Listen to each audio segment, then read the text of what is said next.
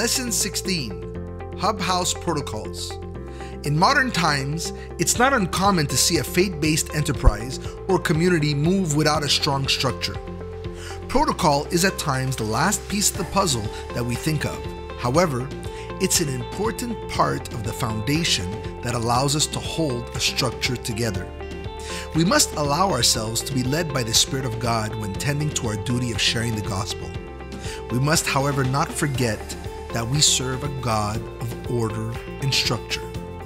1 Corinthians 14:40 says, "But all things should be done decently and in order." The following protocols are guidelines created to assure a common thread amongst the hubs. As your hub is taking place in your home, it is important for the location to be clean and sanitary. The gatherings must be held in a room that has space for movement. No smoking, drugs, or alcohol during the meetings. A meeting must have a minimum of 4 people present. The beginning and ending hours must be respected, except for the time of fellowship, which can vary from week to week. In times of conflict, a third party must be involved as a mediator to avoid misunderstanding. A conflict, resolved or not, should be communicated to the hub.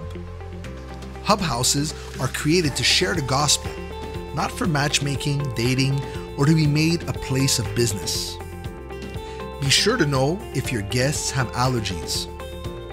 If the host feels like someone is a threat to their physical health or becomes violent, call 911 and make sure to report it to the administration.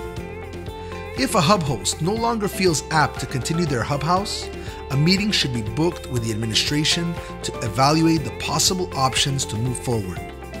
For hosts that are married, it is key for them to be in harmony when receiving their guests. All hub house hosts should be appropriately dressed. What people are sharing to the hub house host stays private. The host should ask for the permission of the member to discuss any sensitive case with a hub pastor. A hub house service is a source of encouragement and support for people who may be dealing with life and death decisions. Respectful behavior is essential amongst all those who are present. If any alarming behavior or life-threatening situation for the member is discussed, communicate immediately with a hub pastor.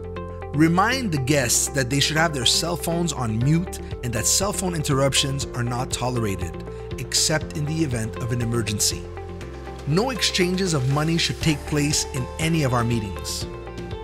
No cash offerings should be accepted, e-transfers only.